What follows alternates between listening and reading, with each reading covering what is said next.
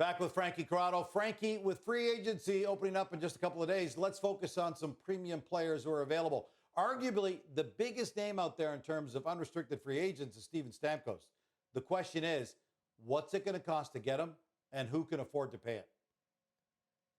This is such a unique circumstance, Gino. He's been in Tampa Bay his whole career.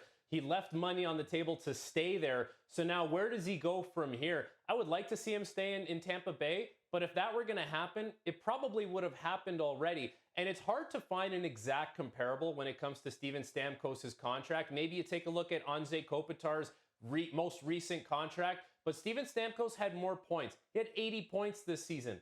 That would likely lead you to believe that he is an $8 million player still to this day. I have a hard time thinking a team is going to give him $8 million.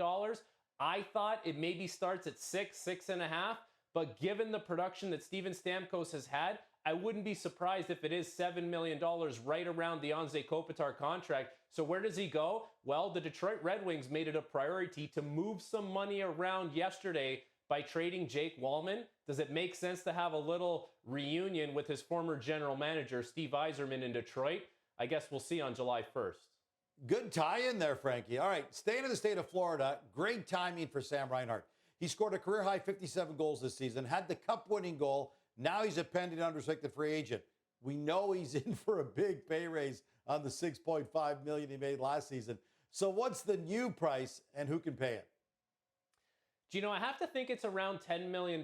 Now, there's going to be two markets for Sam Reinhart. There's going to be the Panthers market and the rest of the NHL market. And the Panthers market is going to be less than 10. They have an internal cap with Sasha Barkov and Sergei Bobrovsky, and the lifestyle, the tax implication, like everything that is involved in playing in Southern Florida would lead you to believe that that contract will come in at less than 10.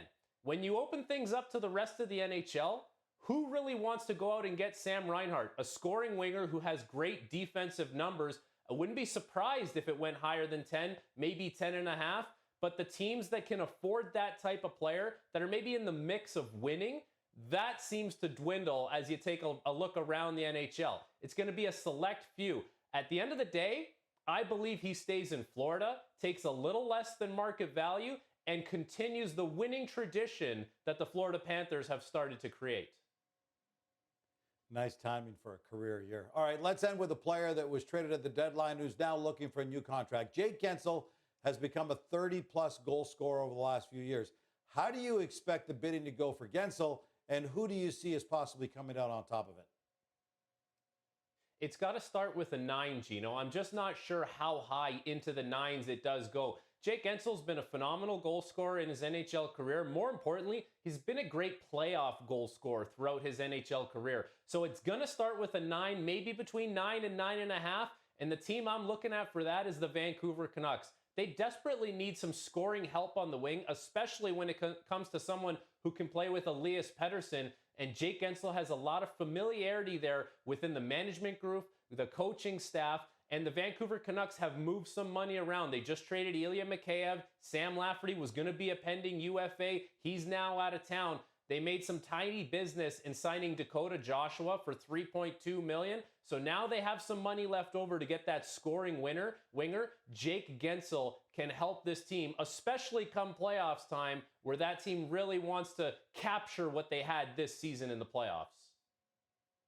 We love when teams go out and spend. Gives us something to talk about. By the way, there are currently only 17 players making $10 million or more in terms of the cap hit. I can't believe I said only 17.